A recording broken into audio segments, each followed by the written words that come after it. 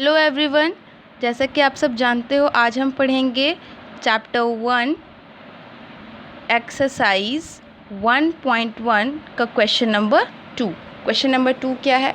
So that any positive odd integer is of the form 6q+1 और 6q+3 और 6q+5 where q is some integer. हमको यहाँ पे proof करने वाला क्वेश्चन है। बोला जा रहा है कि कोई भी पॉजिटिव ऑड इंटीजर होना चाहिए, वो किस फॉर्म में रहेगा? 6q+1 के, 6q+3 और 6q+5 के। So let's start. कैसे सॉल्व करना है देखते हैं।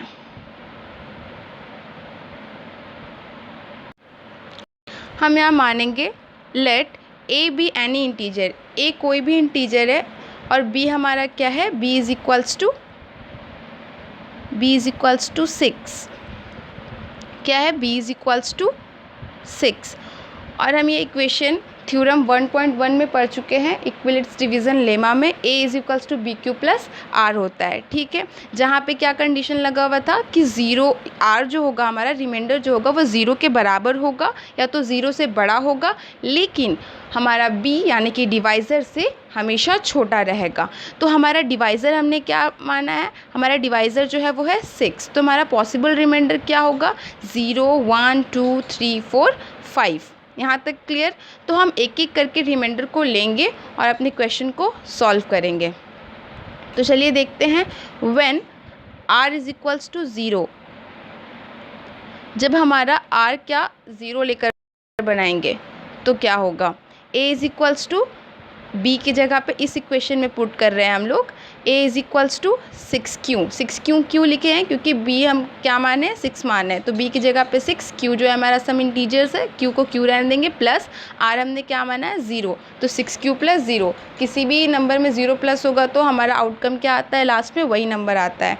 ठीक है, फिर जब हम वह 0 हो गया, अब हम r क्या लेकर बनाएंगे? 1। जब r 1 लेकर बनाएंगे तो क्या आएगा इक्वेशन हमारा? 6q+1। फिर जब r को 2 लेकर बनाएंगे तो क्या आएगा हमारा इक्वेशन? 6q+2। जब r को 3 लेकर बनाएंगे तो क्या आएगा हमारा इक्वेशन? 6q+3। और जब 4 को लेकर बनाएंगे तो क्या आएगा हमारा इक्वेशन? 6q+4। और 5 को लेकर बनाएंगे उसी तरह सिमिलरली 6q+5। अब यहाँ पे एक बात देखने वाली बात है। क्या है वो ये चीज़ है कि हमारा 6 का जो भी मल्टीपल, 6 क्यों लिखा हुआ है इसका मतलब क्या? 6 का मल्टीपल है।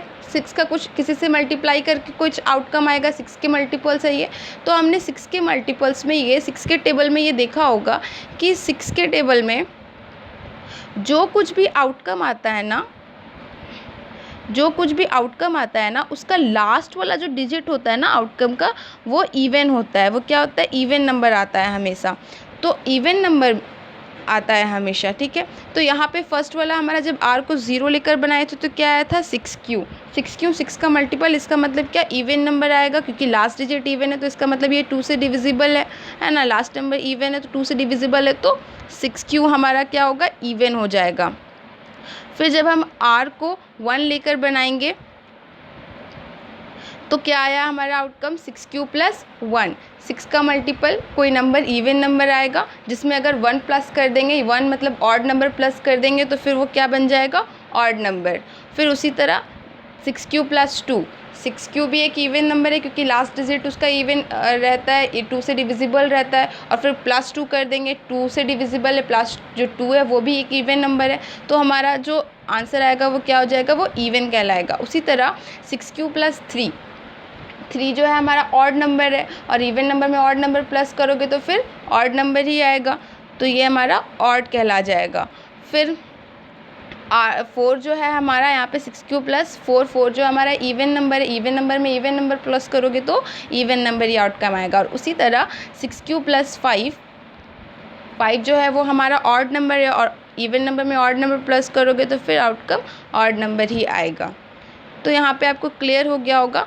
क्वेश्चन ने हमें क्या बोल रखा था, क्या शो कर रहा था? 6q+1, जैसे कि ये 6q+3 ये और 6q+5 ये तीनों क्या होना चाहिए? ऑड पॉजिटिव इंटीजर होना चाहिए। पॉजिटिव भी है, ऑड भी है, इंटीजर भी है। तो ये हमारा क्वेश्चन जो है वो सॉल्व हो गया। यहाँ से पता चल गया कि हाँ ये ऑड पॉजिटिव इंटीजर है।